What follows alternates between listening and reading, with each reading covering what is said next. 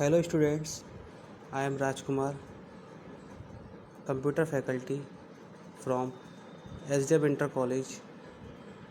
Today we will discuss on chapter number 3. Chapter name is Computer Network and Internet. The topic is Internet. The Internet is a worldwide network of computers. It is a network of large number of small networks. In Internet, any computers connect to it can share the information and resources with other computers connected to the Internet. Internet एक आपका network होता है computer का जो अपनी information को एक दूसरे से शेयर करता है। आप अलग अलग प्लेस पर इंटरनेट से कनेक्ट होते हैं और अपने डाटा को ईज़िली शेयर कर सकते हैं। That is called internet. Next topic, networks. A computer network is an interconnected group of independent computers or device.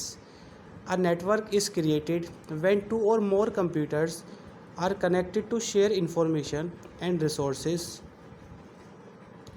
Network means अगर हम बात करें आपके फ़ोन में शेयर इट है और आप शेयर इट से अपने डाटा को ट्रांसफ़र करना चाहते हैं, तो आप एक कंप्यूटर को या एक फ़ोन को दूसरे फ़ोन से कनेक्ट करेंगे। कनेक्ट करने के लिए आप क्या करते हैं, उसके नेटवर्क को ओपन करेंगे। नेटवर्क मीन्स आप वाईफाई को ओपन करेंगे। वाईफाई को ओपन करने के बाद आपको शो हो जाएगा कि आपके नियर बाय ये यूज़र्स हैं। जिस यूज़र्स को आपको डाटा सेंड करना है आप उसको सेलेक्ट करेंगे और सेलेक्ट करने के बाद आप अपने डाटा को शेयर कर देंगे। सभी के पास अलग अलग नेटवर्क होते हैं जिसकी हेल्प से हम अपने डाटा को शेयर कर सकते हैं। Next topic is need for computer network. First point है इसमें resource sharing. A computer network facilities resources sharing hardware resource like printers and modems। Means जैसे आपके प्रिंटर्स होते हैं और मॉडम होते हैं, ये आपके रिसोर्स शेयरिंग में आते हैं। Second point is file sharing. In a work place people using the same data can share it over a network bye storing it centrally. अगर किसी एक यूज़र को अपने 4-5 यूज़र्स में कोई भी एक फ़ाइल अगर शेयर करनी है तो वो एक ही पर्सन चारों को शेयर कर सकता है। That is file sharing.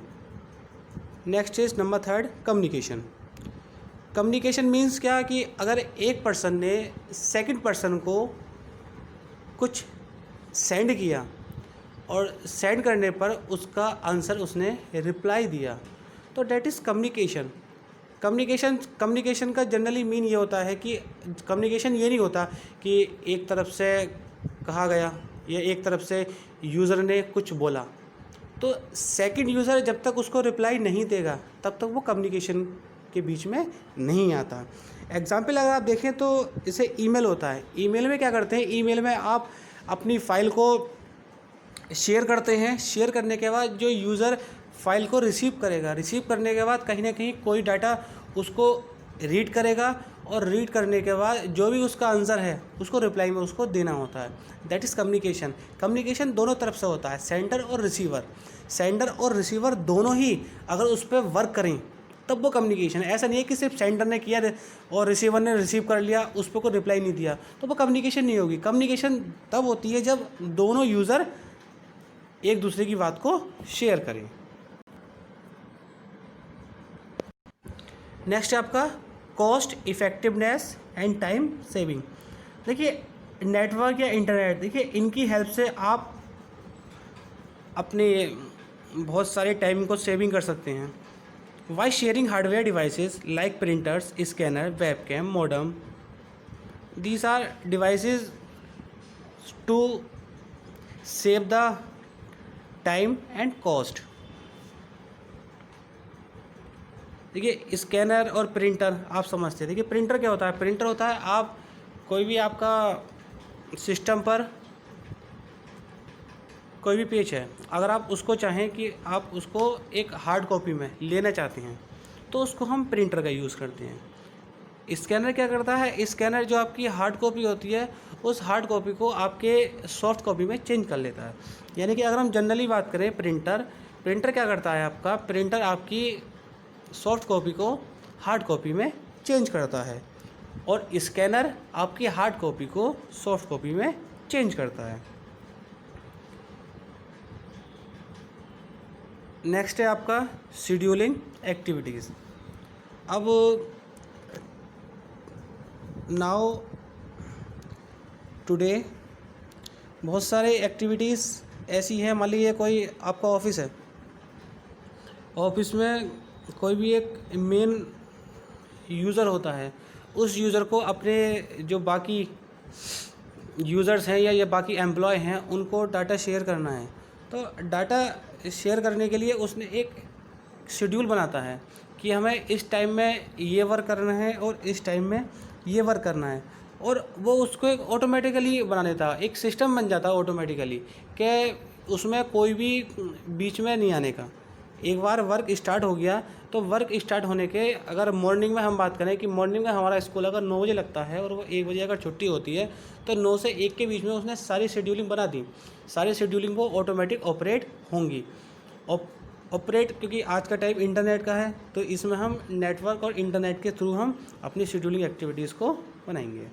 Next है आपका shared internet access. If there are many computers but a single telephone line, you can connect all the computers to the internet through the network।